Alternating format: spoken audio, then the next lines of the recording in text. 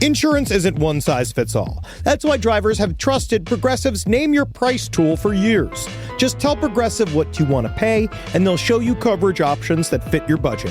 Visit Progressive.com to find a car insurance rate that works for you.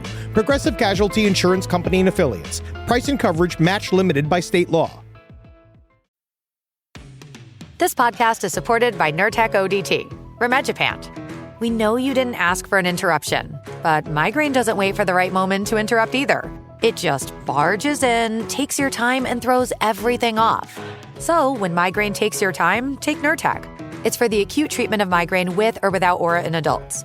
Nurtec can provide pain relief in 2 hours, which can last up to 2 days. Ask your healthcare provider if Nurtec is right for you, because your time is for you, not migraine. Don't take if allergic to Nurtec ODT. Allergic reactions can occur even days after use. Get help right away for trouble breathing, rash, swelling of face, mouth, tongue, or throat. High blood pressure and Raynaud syndrome can occur. Get help for high blood pressure, numbness, coolness, pain, or color changes in fingers and toes. Common side effect is nausea. For full prescribing information, call 1-833-4-NURTEC or visit Nurtec.com. All right, back to your podcast, playlist, or whatever's keeping you going today. There's no place to escape to. This is the last podcast. On the left. That's when the cannibalism started. What was that?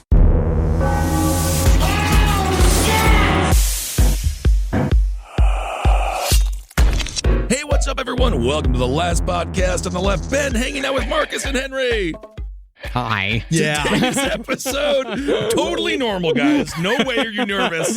Today's episode, we are honored to have a true legend in podcasting. He's a genius, a wonderful podcaster, just a wonderful man, Dan Carlin from Hardcore History. Dan, thank you so much for being on the show. You guys, thank you for having me. It's an honor to be here. You look great. You look good. Well, same to you guys. Everybody looks good. And the lies continue. The beauty of radio. That's right. All right, so Dan, I'm going to jump right into it with the questions because I got a million questions I've been wanting to ask you for forever. So I've been listening recently to, some of the classic episodes and some of the newer episodes. And you said in one of your recent episodes that you've been told that you are addicted to context when it comes to telling a story. And I've also been told that I'm addicted to context by both our listeners and by my co-hosts. So I've been told I'm addicted to Michelob Ultra. That's the doctor's opinion. Yes. So my question, Dan, why are all of them wrong? And we are not addicted to context, and that it is absolutely necessary. No, I think we're addicted to context. I think the problem is that more other people should be addicted to context because so much of what goes on in our world right now is stuff taken out of context, and without that context, it's easy to misapply facts and all sorts of things. I mean, reading any news story today, I keep thinking, okay, the first thing I need to do to understand this news story is go do more research on everything connected to the news story so that the facts given to me and the impressions and everything makes sense. It's like why history is important. I had a professor say once that it's like watching a soap opera. And without knowing what happened earlier in the soap opera, there's no way to understand the episode that you're currently viewing. Right. And that's context, right? So being addicted to context means trying to figure out what happened to get you to the point where you're, currently at. So I do want to ask, though, when does the context begin? Yes, that's the problem. Because eventually it becomes like turtles all the way down. And we tried to do it because with last podcast on the left, we stole it from you. We tried to land the subject in a context so that people can understand. But again, how far back do you go? I know. That's a good question. Because you're back into the Jurassic at a certain point. Yes. Right. I was just reading something for the show I'm working on right now, and it's one of those chronicles written in the Middle Ages, and it's supposed to talk about the time period it's written about, but it starts with the biblical flood with Noah. It's great. So they were addicted to context back then, too. That's awesome. And so you got your diploma from PragerU, right? Yeah. No, I didn't. So no Prager diploma. Thank God. Well, I mean, I guess to that point of what you're working on now, like to what extent, like, because you've done, huge series on like ancient Rome and Genghis Khan. I'm going with your pronunciation. Nice. That's the right pronunciation. One in a row for me. Same here. But to what extent, when you're studying this ancient stuff, or like medieval stuff, like how do you suss out what to trust and what not to trust? Usually I trust other people. So when you are, and like I always say, I'm a fan of history, not a historian. And so that requires you to trust other people. The problem with trusting historians is that they often disagree with each other. And that was something that we got into early on in the podcast, where we inadvertently got someone's chocolate in my peanut butter and tried and figured out that the audience actually likes hearing the different opinions that the different historians have. And so that's kind of what we do. And that's the way we provide context also, is that we'll say, well, on this issue, this particular guy feels this way. This other lady who's an expert on the subject feels this way. And you start to try to help the audience understand the controversy, even if we don't always pick sides. So a lot of our shows, you'll hear me give multiple potential interpretations or give a disclaimer and say, this might be true. I'm just warning you to take it with a grain of salt, though, because some people disagree. And sometimes I'll use their names and sometimes I won't. It just depends. Can I ask a dumb question? Please. When you're like not reading history, what do you read? Like, what is the stuff that you're into that's not work? Because I'm looking for ideas. Well, first of all, it's more that I turn my private enjoyments into work, because this was stuff I read anyway. I do read some stuff for fun, but it's almost all nonfiction. And like an idiot, the fiction that I do read, it's like 3 or 4 books, and then I just reread them all the time. Yeah, I know exactly what you're talking Isn't that about. terrible? Like you could be discovering a brand new fictional work, but do I know? I just reread the same one. I just reread The Dark Tower again. I've been trying to get. I would love a new book. Anything else, Buddy, if you love it, stick with it. So that's interesting when it comes to historians. How do you decide who to trust and who not to then? Because obviously, even in modern era, you can talk with some economists who are like, Reagan was great. Others say accurately, trickle-down economics didn't fucking work, and that's why we have no middle class. So how do you trust that these historians aren't spinning in their own right?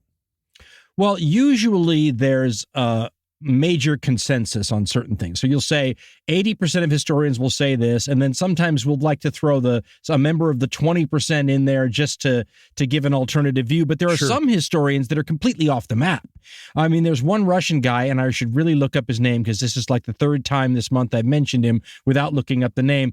But he contends that the entire dating system that everyone else adheres to is completely wrong. these are my favorite. Who cares? Can't we just agree that it doesn't really matter? Well, actually, it's fascinating. His theory, whether it's true or not, is fascinating because it shows how thin the reeds are that certain potential moments that dating rests upon might be. So even if he's wrong, it's fascinating to look and go, oh, I didn't realize that this date here is crucial for 900 other dates to be right? In other words, they sort of use it as a marker that then, a lot of other things hinge on. Then, of course, you get these historians. There are ones who deny the Holocaust. I mean, and they are, some of these guys are legit historians. They're just so far out in left field, no one else believes them. So sometimes you have to make a determination whether or not someone's so far off the map that bringing them into the discussion is just confusing and wrong, or whether or not what they're bringing to the table adds some sort of interesting angle that the audience would find useful. And that's a judgment call, and I'm sure I get it wrong sometimes. No, but that's why you're the curator. I know. That's I've been trying. I'm the curator. Call me the curator. Sounds like a new serial killer. I've been trying to get us to do an episode. A Batman villain. Yeah, The curator. What does he do? He organizes your bookshelf. I take your talents and I turn them into mine. That's right. But It's like Bookworm on the old Batman, remember? There's a scary criminal.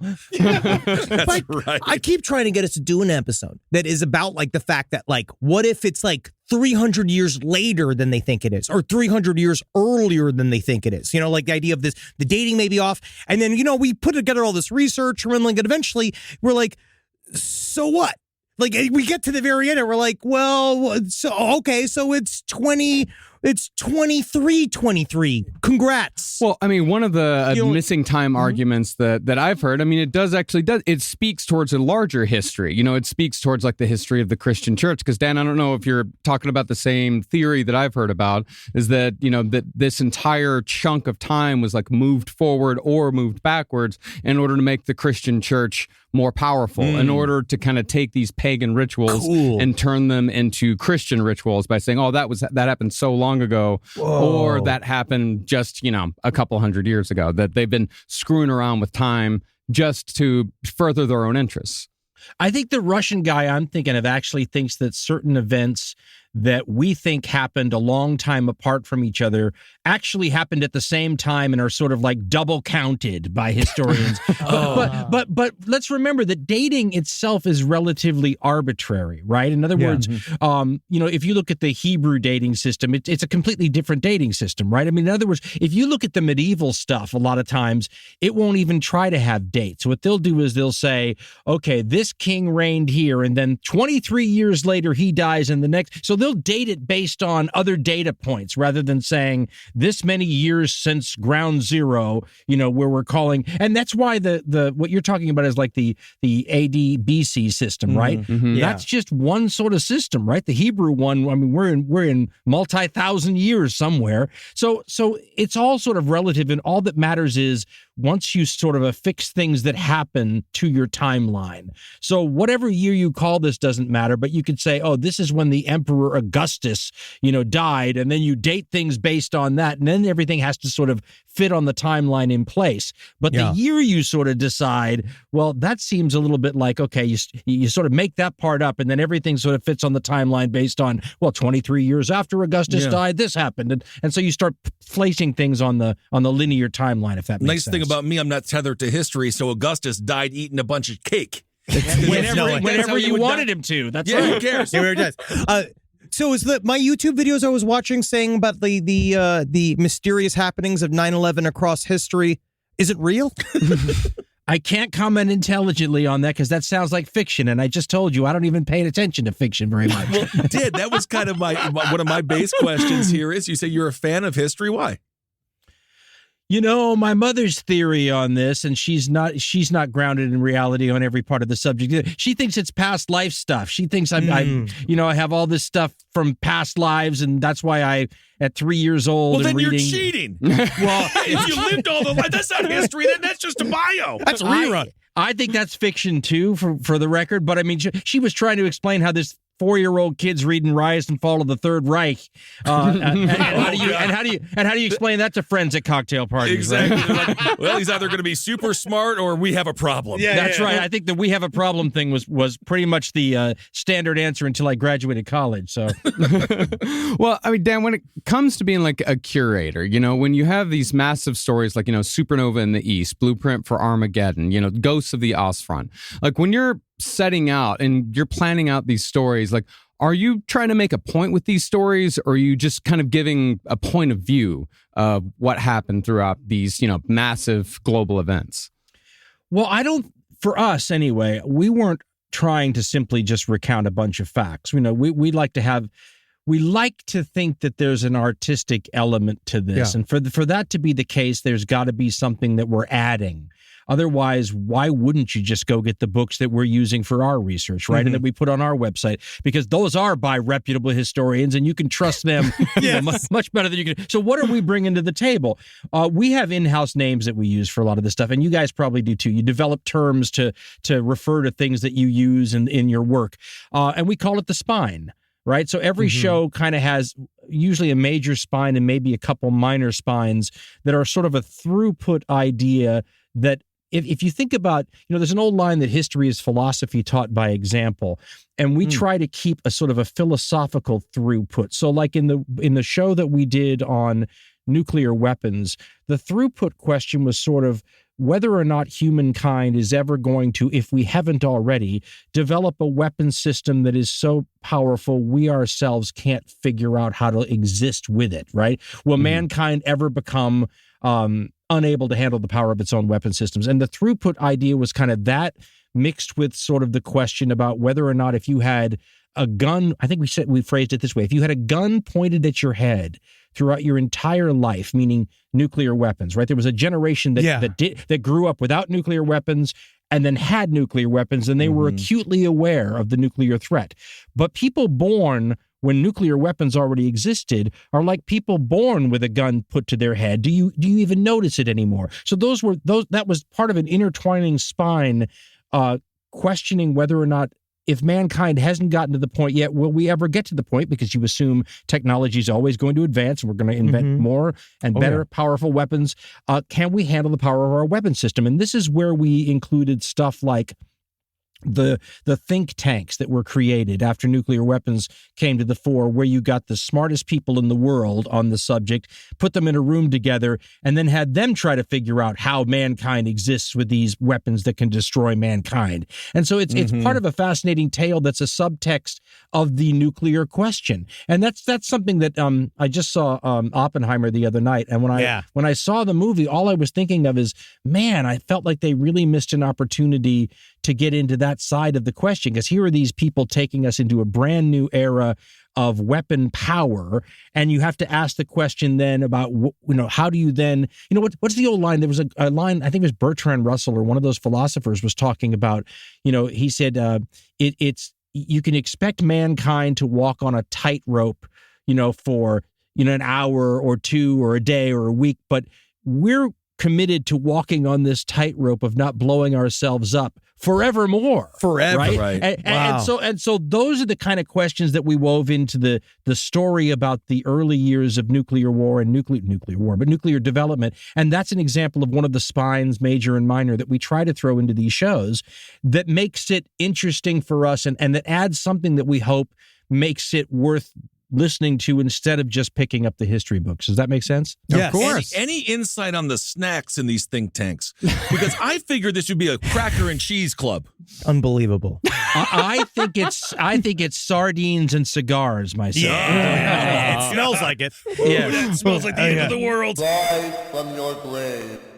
This podcast is brought to you by Squarespace. Squarespace is an all-in-one website platform that helps you stand out online. Yes, that's right. You don't have to smash your face with a hammer. You can just start a business. It's got everything you need on Squarespace, from securing your domain to building a professional site and showcasing your work all in one place. Let's say you want to show everybody how you can carve your ribs out of your lower abdomen so that you look more like a Ken doll. That's amazing. You can bring your vision to life with AI-powered design or curated templates, plus flexible editing tools that helps you create something that truly reflects your style, especially if you are somebody that is trying to corrupt the young men of America. That's what Squarespace is really going to help you. Squarespace makes it easy. It makes it easy for you to put all that together, and you just go to Squarespace and do it all.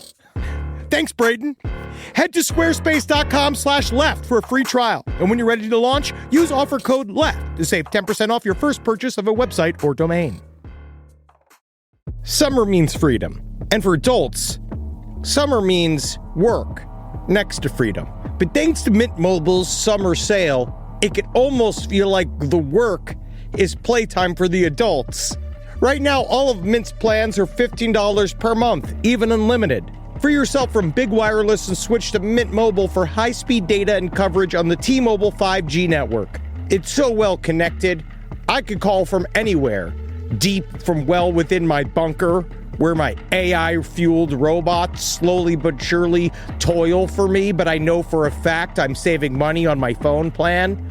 Or up above, where I'm training all of my giant Amazon female warriors who will fight in bulletproof mesh. Also, honestly, Mint Mobile's really cheap and it's really reliable, so you should use it. To get your new wireless plan for just $15 a month, go to mintmobile.com/LPOTL. That's mintmobile.com/LPOTL. Cut your wireless bill to $15 a month at mintmobile.com/LPOTL. That's it. There's no catch. Upfront payment of $45 per 3 months, $90 for 6 months, or $180 for 12 months. Plan required, $15 per month equivalent. Taxes and fees extra. Initial plan term only. Greater than 50 gigabytes may slow when network is busy. Includes up to 20 gigabyte hotspot. Capable device required. Availability, speed, and coverage varies. See mintmobile.com. Most of us picked a bank at 16 and never looked back. Sound familiar? That's where Chime comes in. They're not like traditional old banks who charge fees and gatekeep perks and rewards. Chime offers the most rewarding, fee-free banking, all with no overdraft fees, no monthly fees, no minimum balance fees. You get 5% cash back on Chime Card in a category of choice, like gas or groceries, all while building credit through regular, everyday spending with no credit check. And you can also grow your money faster with a savings rate that's 9 times the national average. Join the millions who are already banking fee-free with America's #1 choice for banking. Head to chime.com/left. That is chime.com/left. Sign up now. It only takes a few minutes. Chime is a fintech, not a bank. Banking services and Chime Card provided by Chime's bank partners. Qualifying direct deposits required. Terms and limits apply. Go to chime.com/disclosures for details. Do you think that we'll have the same comeuppance at some point about, because our generation was the first ones to really, like, you know, we came up in an age, we were the last ones to come up in an age with no digital footprint, right? Like, we're 40 across the line. We went through things. We saw both worlds, and now we're kind of like the generations after us are deeply ensconced in the internet. I actually wonder if we're going to be having these same conversations about stuff like this, like, and how it's affecting our society later on down the line after, like, because I don't know what it's doing to our brains. Like, it seems like it's kind of tearing us apart, like from the inside, not like how nuclear weapons would do it in a fancy, expensive explosion. No, I think about it all the time. The analog generation, right? I always describe it to my kids who don't want to hear it. It's like me listening to my parents talk about, you know, when they had radio instead of television. But the analog generation, and the generation that eventually had to decide someday we're going to learn how to operate that weird, complicated tool known as a computer. I remember looking forward to it going, God, I don't really want to have to learn, you know, MS-DOS and how to deal with this computer and everything, but I'm going to have to for work. So in other words, the generation that grew up in a pre-digital world and that has to then, you know, sort of bridge the gap. And then these other kids, it's a little like what we just talked about, being born with a gun to your head. We were think so. Right. Yeah, we were born without the gun to our head, and we're acutely aware of the digital world, whereas my oldest daughter was born the year the iPhone was invented, I think. And I try to explain to her that this whole texting reality that is just like concrete to you is about as old as you are. Now try to imagine how different the world was before that.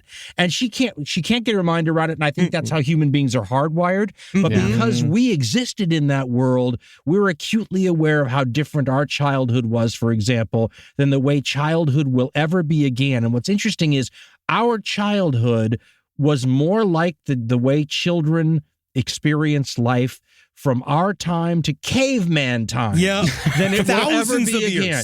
Than it will ever be again.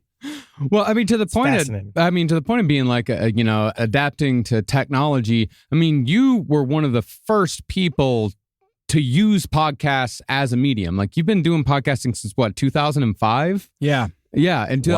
And so why did you make the jump from terrestrial radio to podcasting? And did you ever think that podcasting would ultimately become like the top medium when it comes to broadcasting? It's so funny. I'm having dinner with the guy tomorrow night who first proposed that idea to me in 1994. Wow. So it wasn't my idea at all. I was on the radio one day, and I had a very contentious relationship with my audience. I always said I was the Martian in the day part because I was saddled between two right-wing talkers on commercial radio, and I was a Martian. I still am a Martian. And so I inherited the audience of the guy before me and the people after me. And so they didn't like me very much, and the feeling was mutual. And so I would yell at them during the program. And I was screaming one day about, what are you willing to do to create positive change? And I got off the radio, and I'm punching walls, and I'm over-caffeinated like I always am. And the secretary from downstairs comes up and says she has a message from me, and one of the listeners wants to have dinner with me, which is always a red flag in radio anyway, right? Especially when you're the Martian in the day part, right? It's like it's an invitation for a shooting.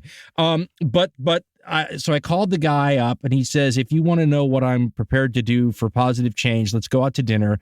So for some reason, and it's funny how these little things can change your life. These decisions that you make that you almost didn't make, that in your whole life takes a left-hand turn when you do. So I show up to dinner. The guy's about my age. He looks like Dilbert, but he has hair down to his waist, John Lennon glasses. And all I can tell you about this guy, to sum him up in a nutshell, is this is one of the most forward thinkers I've ever met in my life. And it's sort of the curse and bane of his entire existence. Because he sees so far around the curve that he's always in the wrong place to score off of seeing the future. This is a guy who saw apps, right, as the future of computer programming. He was writing apps, but he was writing them for the Newton. Remember the Newton?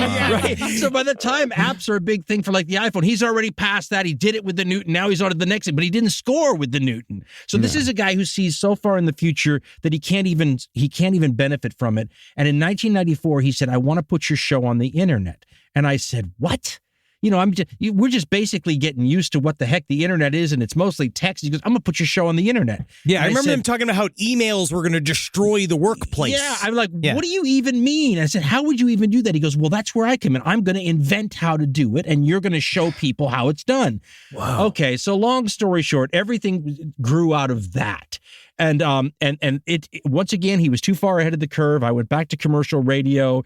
But then down the line, when the opportunity started to be obvious, even to idiots like yours truly, I'd already been exposed to the idea.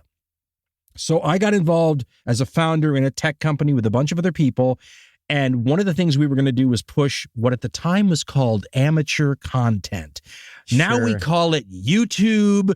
I mean, everything you can think of is amateur content. But back then, I'm out there trying to sell this idea to venture capitalists who think it's the dumbest thing they've ever heard. And the excuse I always got was if anybody was ever any good at anything like this, they'd be paid for it. So nobody invested. The thing went nowhere, but I put a show together to show people what amateur content would look like.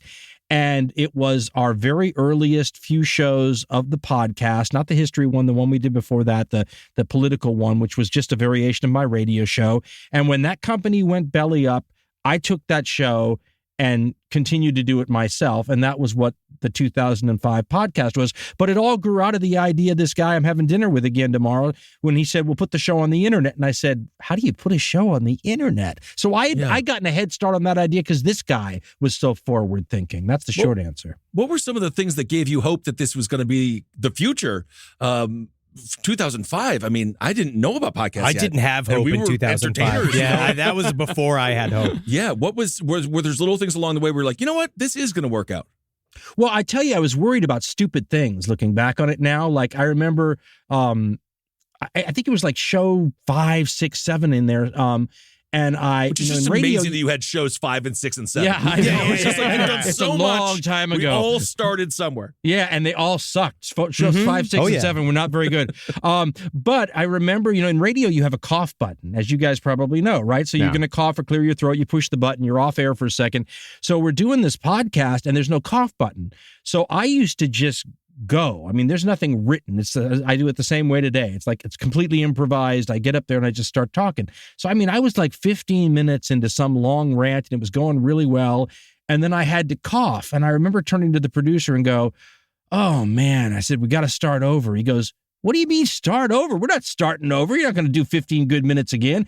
And I said, well, what are you proposing we do? He said, well, you just pick up where you left off and we'll scrunch it together. I said, you can't scrunch it together. I said, you'll ruin my chops. I'll never be able to go back to radio again. He said, are you thinking about going back to radio? And that's when I sat down and went, radio kind of sucked. For me anyway. I mean, I was the wrong guy for radio, right? So I was kind of going, what am I preserving those chops for? And that's when you started to realize, okay, we got some tools in this podcasting that you can't do in live radio, right? Right. So it was all as it is for all of us, right? A growth process, learning what you can do, what the tools are. And in 2005, we don't exactly you can't go like research what other people are doing. So you find out later that other people were learning these same lessons. We were all learning them sort of at the same time independently. Yes. But yeah, it's the funny thing is if you go listen to the shows in 2005, they sound so horrible now. And yet at the time, you grade all this stuff on a curve, right? I mean, it's only as good as what the technological expectations at the time were. But God, I sell those old shows. And it seems like you shouldn't sell those old shows now, right? Well, but for me though, like I first heard Hardcore History for the first time in 2007. Like I've been, that's early times. Yeah, I've been listening since that. You've been doing podcasts for 18 years, and your family's still alive. That's incredible. That is amazing. But like when I listened to him back then, like I also come from terrestrial radio, from FM radio, and I was working as a janitor at the time, as many FM radio guys were doing. I was going to say, it sounds like a natural Kogi. Perfect. But I found your podcast and started listening to it just constantly, and it really did for me. It changed the way that I thought, like what was possible, of what you could do with this podcast medium. But in those early days, like your first episode is 16 minutes long. Yeah, different sounding, huh? Yeah, it's 16 minutes long. But then now, like your series on World War I was what, 22 hours, something like that. Well, it's funny you say that though, because and this is something I think we also all sort of independently discovered. When we did the political show, the current events show that we started off with, that was simply a repurposed radio show, right? So it was something that we did on radio. But when we decided to do a history show, that was something we designed specifically for podcasting. And I remember thinking it was like this giant whiteboard we had to work with. There are no time limits. There are no mandatory breaks. There's no skeleton at all. You can do anything you want. Yeah. And I was intoxicated by the creative space we had to work with. Because as you know, in radio, you have little creative windows that you can operate within. Plus management will also constrain those spaces even farther. Yes. The first time we designed a podcast as a podcast, it was an exhilarating experience. And that's when I knew I was never going back to radio. Once I was able to sit there and go, why would you ever give this up? Right, yeah. Especially when you've done radio, any sort of romance or any of the cachet involved. It's like when I did television as a news reporter. Once you do television, you don't need to go back and do it. Satisfied whatever it de-romanticized it. There's nothing cool about that. What's cool is the creative white space, and that's when I knew I was. That's when you had like the tire don't back up here with the spikes. I was never going back to the old media once I got a taste of the creative freedom of this. Did TV people ever try to get you? Did TV people ever come over and they're like... They still do. But first of all, I have a face made for radio now, which makes it easier to say... You talk to three of them. Yeah, it makes it easier to say no. But at the same time, I mean... I was a bad TV guy. And when I knew I was a bad TV guy, I was in news. And, you start off at the low rung, and then you kind of made it when they start using you to shoot the promos, right? So you're going to shoot a promo. Now you're one of the guys that they want to advertise. And so all these other colleagues of mine would go shoot the promo. It would take them like 5 takes. And I remember the promo because it was so painful. All you had to do was you started with a side shot, and you turned and you faced the camera, and you smiled. You did it like 5 takes. Yeah. So I was on take like 49 before the cameraman, who was a friend of mine, said, "This is not going to work, is it?" And I said, "It's not. It's just not." Or like not, like when I was in the field as a reporter, I was a pretty good reporter on like the merits of reporting. But when it came to like looking good, I always looked like Columbo, out in the field, right? My hair was all symbol. Yeah, he's a low key sex symbol. I was not a low key sex symbol. I looked rumpled. I looked like I'd been literally in the field, as they say. and so so in that sense, I was not the TV guy, and it was uncomfortable for me, right? What were my hands doing?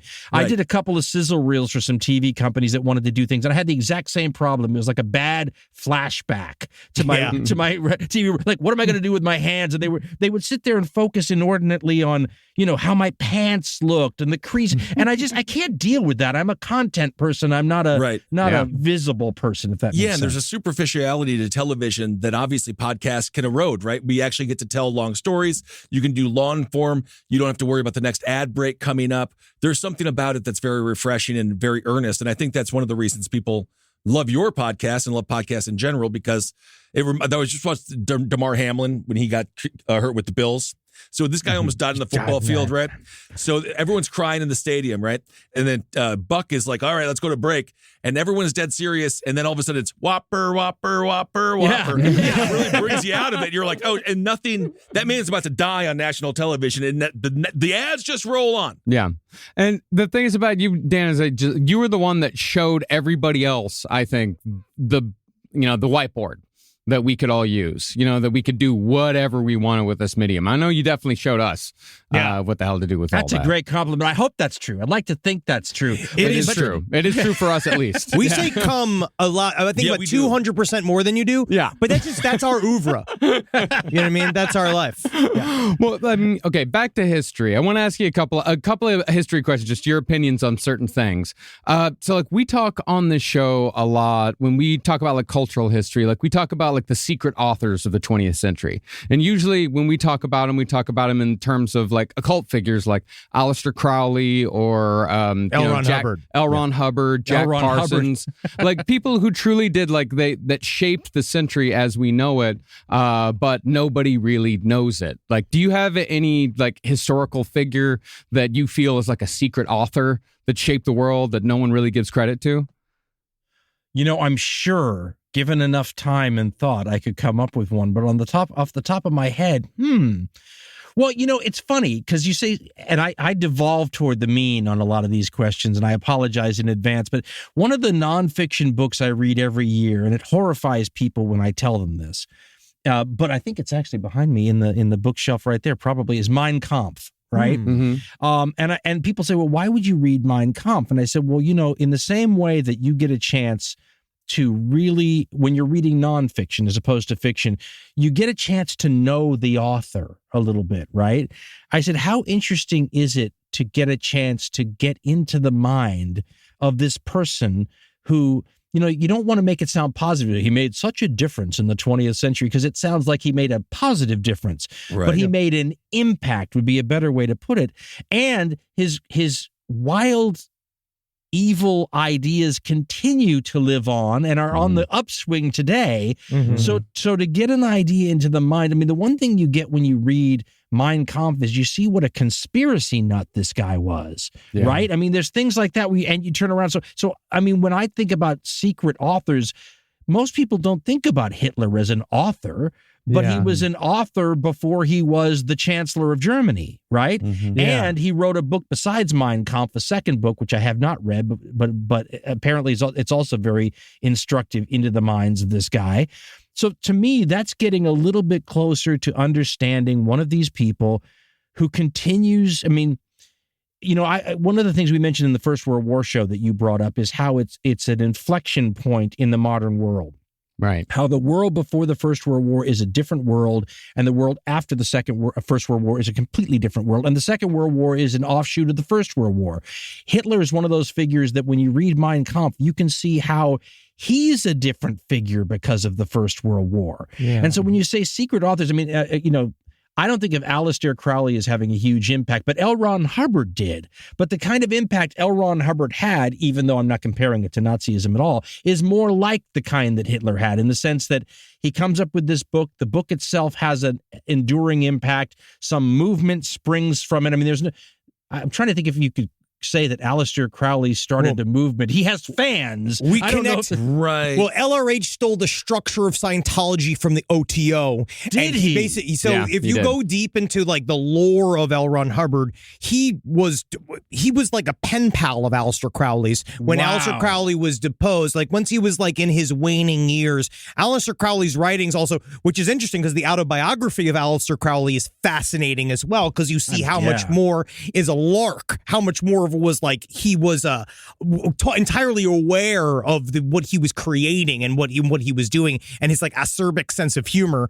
But LRH is like, all of that stuff is ritual magic and ritual ideas that have been stolen from esoteria from across the board. So it's weird that L. Ron Hubbard can be like drawn back to like John Dee. Yeah. Like that character where he's like, he keeps stealing from the same source. Yeah. It's the same problem that we have that we were talking about earlier. How far back do you go? How much context do you give? Is that because you could just keep going back and back and back with these guys? I think that ability, though, to go back and pull from the past, like you just mentioned, I think that's like a superpower. I mean, I think that's one of those things where if you can do that well, that's one of those things that you would trade a number of other, it's almost like a D&D character, and you roll the various things that you have. Yes. The ability to do that, if you score an 18 with your 3 6-sided dice on that quality, it's going to help you, in the dungeon quest, right? Yeah, it helps me in this context, and everywhere else, it hurts. Well, look at that. Everywhere else, it makes me a social pariah. We went went from talking about dates to talking about people who never get dates. That's fantastic. I love it. So do you have a favorite, like, sort of, you mentioned this word earlier, hinge. Like, do you have like a moment in history that you see as like just this extraordinarily important hinge moment that just everything after it just kind of depends on? Oh, my problem is narrowing it down. I mean, the First World War is a great one because that we live in that world now, right? So the door that swung open there is the room in which we live now. But there's hinge points all over the place. I love Alexander the Great. I mean, if you don't have Alexander with those crazy conquests of his, it's hard to imagine what happens without it. I mean, there's a lot of those because you can play history two ways. One way is if Alexander doesn't do it, someone else does. Yeah. Right. The other one is without Alexander, it never happens. And it's the old historical argument about the great man theory of history versus the trends and forces one. Right. So the argument is sometimes that you have these unusual figures that push the envelope, and then all of us sort of follow in their wake. Or you have the circumstances in place that create the conditions that somebody just exploits, right? So you create the room and the door and someone walks through it versus nobody could have walked through that door except that particular person. Or as we always say on the podcast, it's probably an interplay between the two. You might, Alexander's a very unique figure, but had he existed 200 years before his time, maybe he's not able to do what he did, right? Yeah. Right. So it's sort of like the Dr. John approach, if I don't do it, someone else will. So do you think it's more on the person or the parameters that person was raised in? Because I think it's the interplay. I think it's the interplay. It's just both. Yeah. I think it's a magic moment where if same thing with Hitler. I mean, if you have Hitler 100 years before Whenever I think of Hitler, I think of magic moments. magic moments. Touche. That's right, touche. But I mean, think about this. If Hitler is Hitler 100 years before the time period he exists in, he's not doing anything because he's not a nobleman. Yeah, right. he's an asshole. He's just a normal asshole. He's some peasant that none of the blue bloods are going to listen to at all in an era where you have to be a blue blood for someone to listen to you, right? So I mean, that's what we mean by the confluence of time and place versus the individual. And it's hard to imagine anybody doing what Hitler did other than Hitler because he's this weird mix of, I mean, he's such a crazy, mixed up, screwy, weird character that it's hard to imagine there being a bunch of those dudes walking around, in the 1930s. Yeah. Well, one of the I guess time and person that, one of those like points that we got stuck on recently, we did a serial killer. We did an episode on a serial killer named G. de Rais, who was active during Joan of Arc's time. He was active during the 100 Years War. Oh, okay. And easy way to hide what's going on, huh? Yeah. But he also, because G. de Rais was like her main dude. That was like her like army captain. Well, that's sort of my question, is that there are some historians who specialize in Joan of Arc do not mention G. de Rais at all, or at least he might get a small mention as like a minor general in her army. But historians who focus specifically on this character of G. de Rais, who is actually an absolutely real person who, held a high-ranking position during the third phase of the 100 Years War. Thank you. They portray him as basically Joan of Arc's best friend, that during Joan of Arc's first battles, he saved her life time and time again, and that he's been basically erased from history since.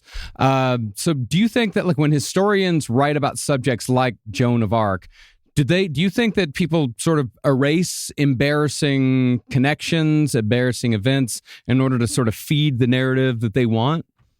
Well, I mean, this is the ancient idea about historians and the problems that they face right at the very beginning, right? Because you can't have a 15,000-page history book. So simply deciding what to include and what not to include begins the process of pruning and trimming. And simply by leaving things out, you change the way things are viewed. And it's not necessarily intentional, although it can be, but even if you're trying to not have it be something that gives a false impression, simply by having to trim and prune, you're already changing the narrative. And because of the constraints, I mean, you can't have it. The aliens may have a history book somewhere that has every word of everything that's ever happened, but the rest of us have to prune, right? Yeah. So you introduce the deformities in reality right there, and then you get to the point where you're at, which is, do you do it deliberately? Now, we should point out that a lot of historians, because they have to sit there and prune, will say, well, I'm just going to narrow the focus, which makes sense, right? I'm going to tell you everything we're going to know about Joan of Arc personally without getting into every friend she ever had. But then this is what history abhors a vacuum, even in history writing. That's when it opens up the door to saying we've had 5,000 books on Joan of Arc and nobody's mentioned the serial killer best friend. So I'm going to write the book on the serial killer best friend. And then if you're a Joan of Arc fan, you read all the books on Joan of Arc, and that gives you more of the various pieces of the tiles that put together create a mosaic that gives you a better view of things. But no one work. I mean, and if you're the work that focuses on Joan of Arc's serial killer best friend, you're missing other things because it's not a 15,000 page work. So I mean that's sort of how by the very nature of the limitations in the number of trees out there to make paper pages out of, you get these deformities. Live from your grave. So a lot of people are super worried about investing. I understand. Money's fake. And you're like, why can't I just pull all my money out of the bank, turn it into like essentially smelted precious metals, place them up inside of my anal cavity in order to get across the various country lines? I understand you. I'm with you. I'm like you. But things like Acorn showed me it's okay to invest. Give your money a chance to grow with financial wellness app Acorns. Sign up in minutes and start automatically investing your spare money, whether it's a little or it's a lot, especially if it's a little. And the Acorns potential screen will show you the power of compounding and how your money can grow over time. I'm actually not joking here. Investing money as early as you can is super important. I heard early on a piece of advice that said it's not how much you put in the market, it's how long you are in the market for. All right, so go and do it. Sign up now and Acorns will boost your new account with a $5 bonus investment.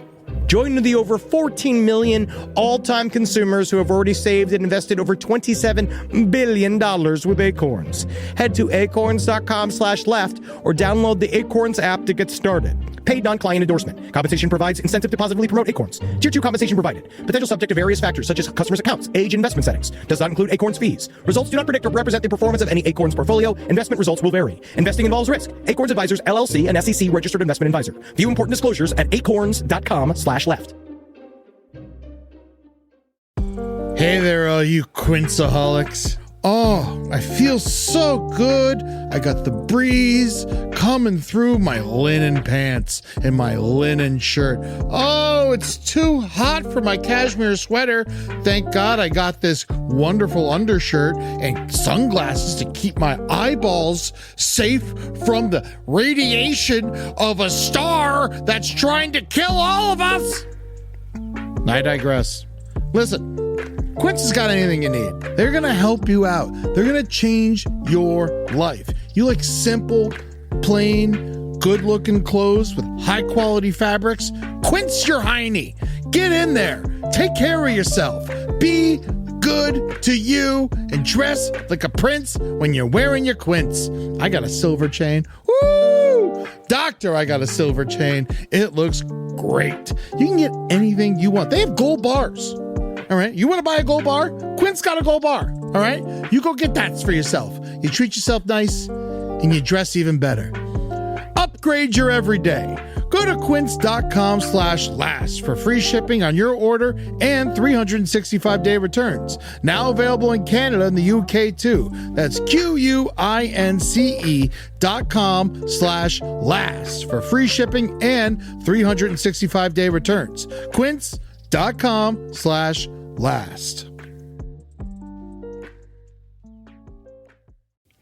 In the United States of America, there's a break-in every 26 seconds. That means somewhere, right now, an intruder is getting closer. The problem is most security systems only alert you after a break-in has already started. That's too late. Choose SimpliSafe to secure your home. Using the Outdoor Camera Series 2 and advanced AI alerts, Simply Safe's U.S.-based live agents identify threats on your property and help deter them, stopping crimes before it starts. That's real peace of mind. They've got a really great security system that makes sure people don't get in your house or it makes a big noise. And to me, that's a big deal for me, is that it protects all of our yelling with a siren in our studio, which is one of the most important things that can be protected. I don't care if thieves come and kidnap us. I don't care if marauders come and steal our staff and bring them to another country against their will. As long as our words aren't affected, as long as our precious data isn't affected. And Simply Safe does that. And for that, I say, God bless you, Simply Safe. God bless you. God bless you, Simply Safe. God bless you. Experience greater peace of mind with Simply Safe, now available with an exclusive discount for our listeners. Right now, you can get 50% off your new system by visiting simplysafe.com/LPOTL. That's half off at simplysafe.com/LPOTL. There's no safe like Simply Safe.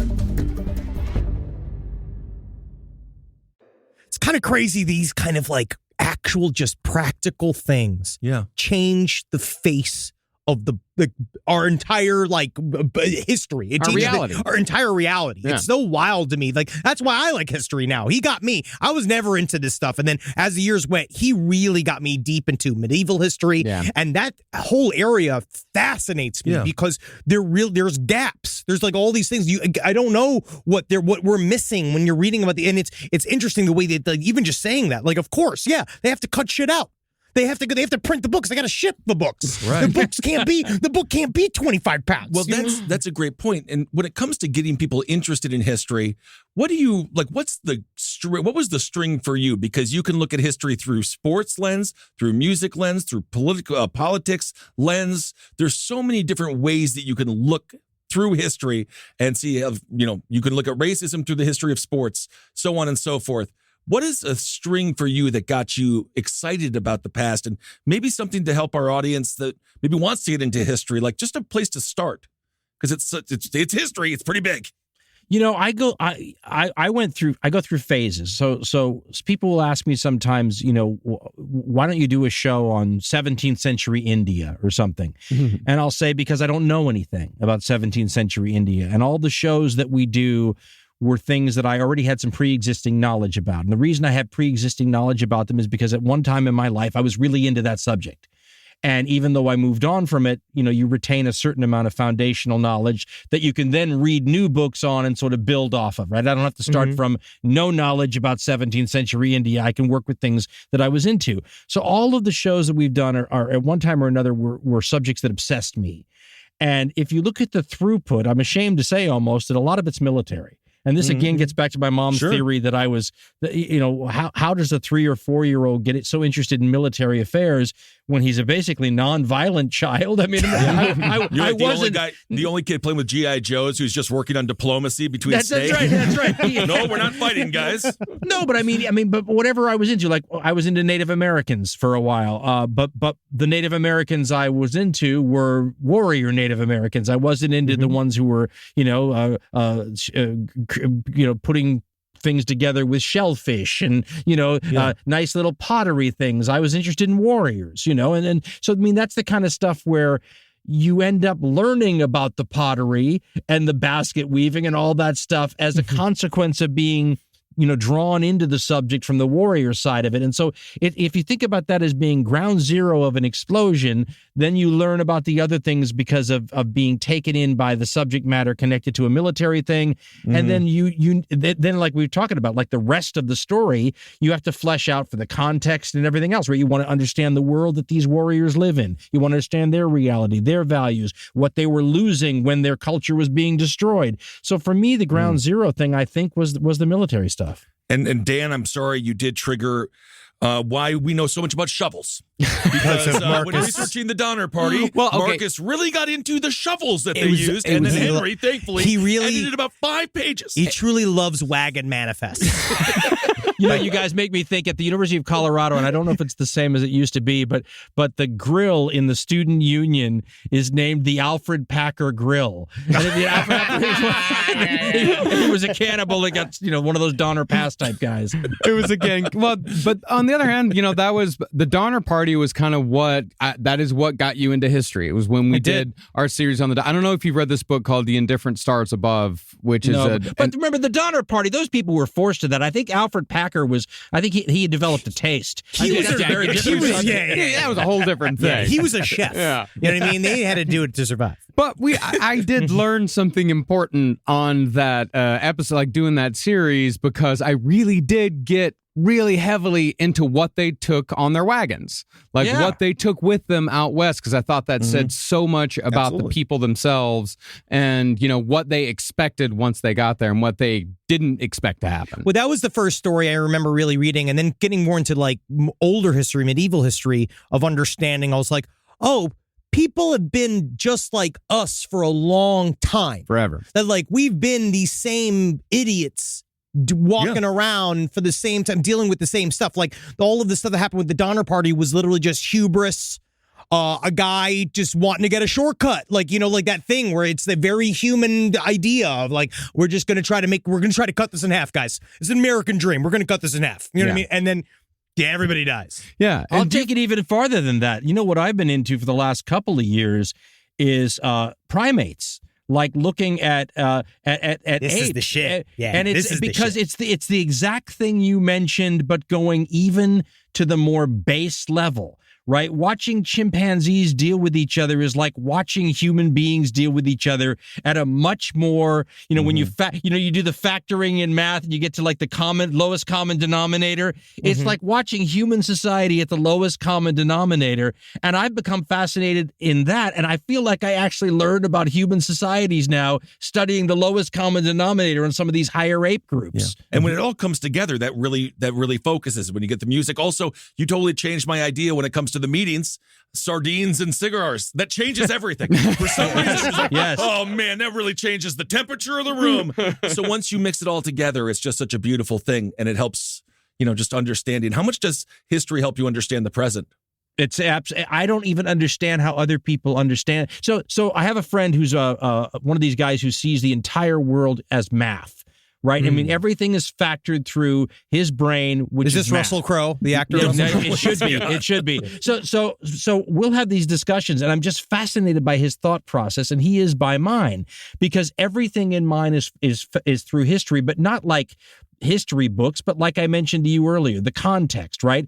Everything it's the past episodes of the soap opera. I only understand now based on what happened yesterday, what happened the day before, how we got to here. And I can't even visualize how other people figure things out without that, just like he can't figure out how other people figure things out without math. And I feel like there must be like 25, 30, 35 different ways of looking at the world, and all of us fall into one of those various groups. And so I talked to other history fans, and when we first did the history show, I thought I was doing it for other history major types. That's why the early shows sound so different. I don't really give you any history because I thought the audience was going to be people who already knew the history. It's just all the twists and funky stuff, right? But those people, I went to school with them. We all saw the world through that lens. Just like I imagine a bunch of mathematicians all see it like my friend. So in answer to your question, it's the only way I make sense of now. That's the entire way I see the world. All right. So I want you to... All right, he's gearing up. We're going to keep you a little bit longer. It's a little bit longer. We're getting a little bit longer. All right, we got you for a little longer. I want you to play a little bit of what if. I want to ask you a couple of what ifs. And this is like, actually I want to ask you one big what if. It was one that we really got into that was sort of inspired by your World War I series, is the question of Rasputin. It's like, how important was Rasputin to World War I? If you take the figure of Rasputin out of history completely, does it change World War I or the history of Russia at all? I'm going to guess, and we'll throw that out there. I'm going to guess not, because I think by the time Rasputin is making a real sort of impact on, and his real impact was he had the ear of the Tsar of Russia and his wife, right? I think once Russia, this is what the Guns of August is about, Barbara Tuchman's famous book, which basically shows how once the gears of the momentum of the first month of the First World War get going, you're stuck, right? I described it once like pulling the pin on a hand grenade and then trying to decide you're going to put the pin back in there. Once you pull that pin and then lose it somewhere, you're done. Yeah. And I think once Russia starts taking the kind of, it's funny because you could make, and this is why history is important too, you could make certain analogies with Ukraine and Russia today and the war going on there. War creates such a strain on societies that it is a challenge for their political systems not to just collapse. And what was happening in Russia already before the First World War broke out, I mean, they had a big revolution or a revolutionary attempt that collapsed in 1905, right? The war breaks out in 1914. So they already were seeing the cracks in the edifice. And so to then put immense pressure on Russia, the kind of casualties they were taking in the war, the amount of money that was being spent, the dissatisfaction among the public and all that sort of stuff, put in motion an inevitable collapse that was going to happen. And I don't think, unless Rasputin could have convinced the Tsar to end the war, and I don't think Russia was in any position to end the war, and I think that the Allied powers that he was allied with wouldn't have let him end the war, then I think Russia's stuck anywhere, and they're on like a crazy train to collapse. Well, mentioning history and how it kind of conflates with modern era, Rasputin or Lyndon Johnson, bigger dick? Who do you think had a bigger penis there? Here's the thing. I have a specific view on Lyndon Johnson, and that's that I think, and I try to say this about a lot of historical figures.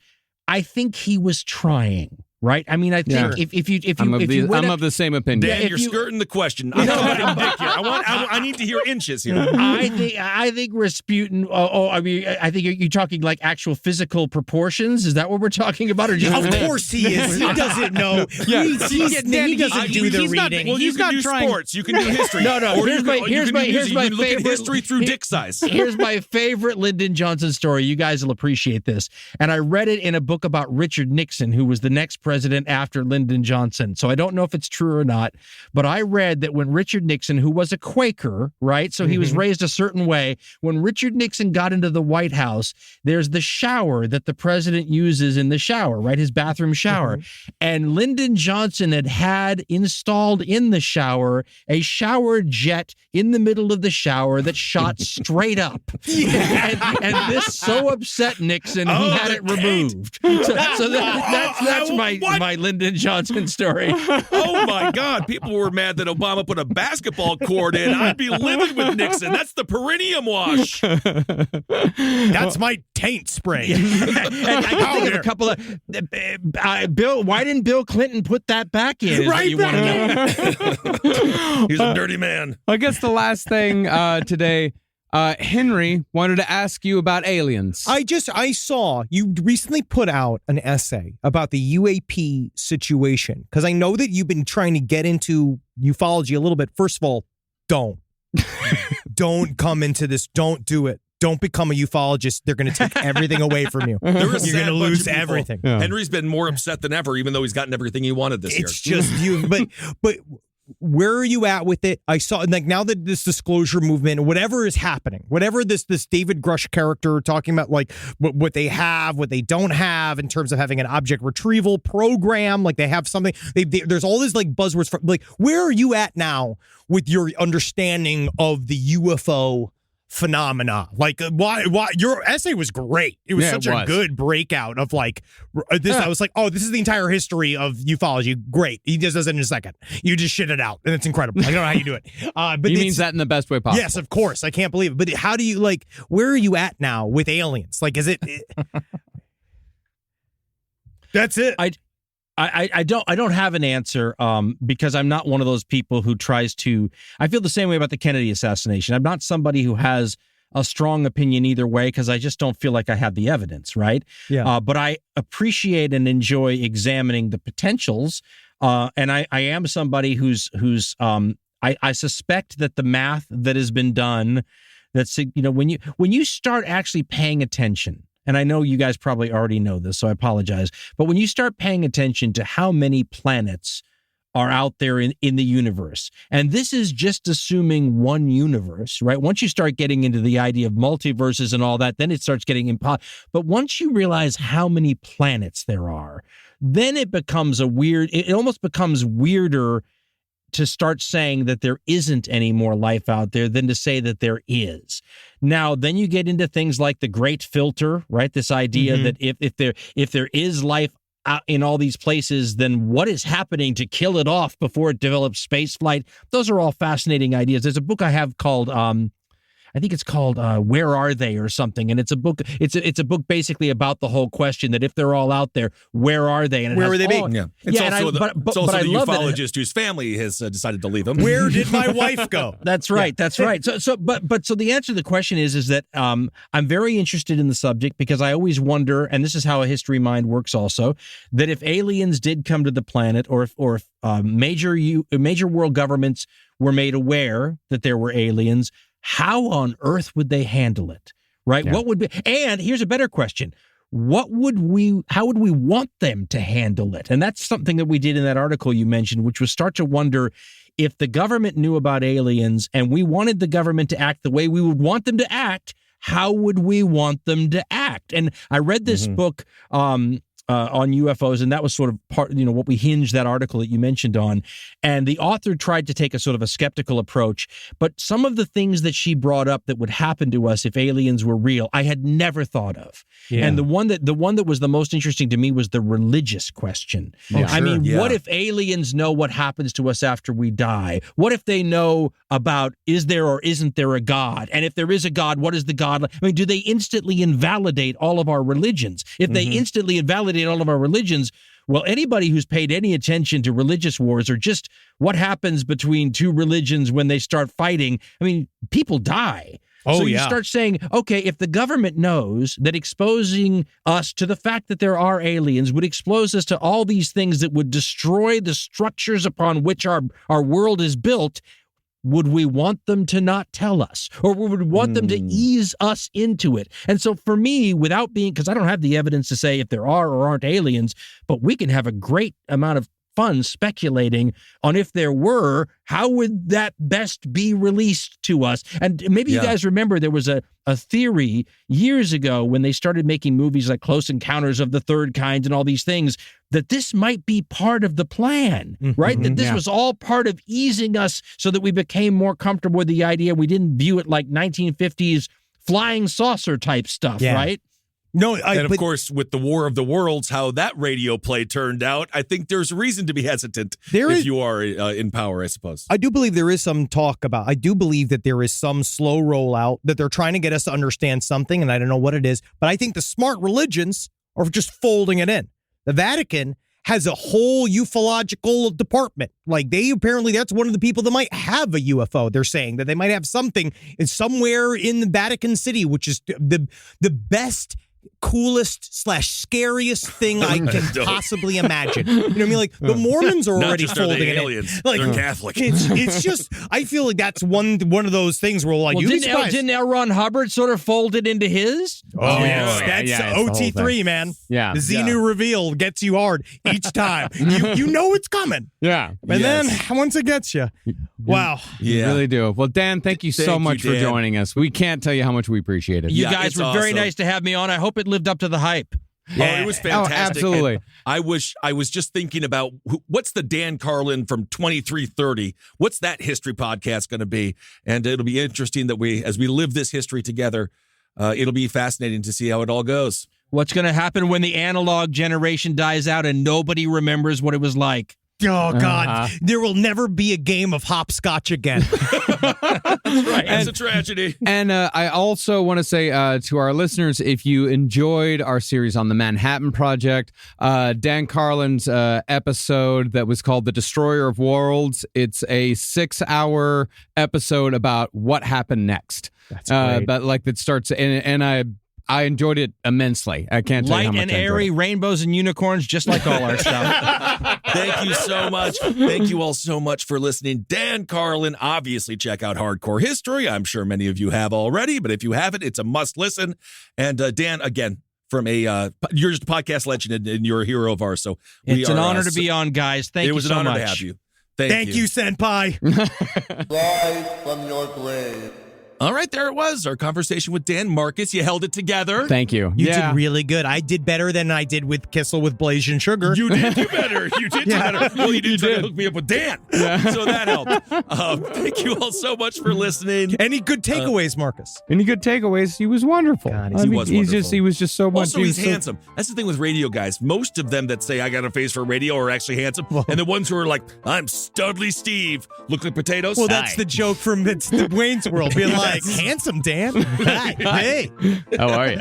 All right, everyone. Work is hard. Work is hard. Thank you for listening. Hail yourselves. Hail Satan. Hell, Geen. Congratulations, everyone. Hail me. Go to fucking listen to Hardcore History. Hardcore Educate your History. goddamn self. Yeah, go check it out. And if I have one more plug for Hardcore History. If you want to get the first 55 episodes, you need to go to his website. You can buy them there. They are absolutely worth the money. They are audiobooks all on their own. And just go to the RSS feed, and I think it's something called Glow. It'll give you a little, copy and paste link where you can put it on your podcast app. So yeah, Awesome. Ghost of the Osfront, start with Countdown to Armageddon. Any of them are all incredible. All right, everyone. Talk to you soon. Bye. This show is made possible by listeners like you. Thanks to our ad sponsors, you can support our shows by supporting them. For more shows like the one you just listened to, go to lastpodcastnetwork.com.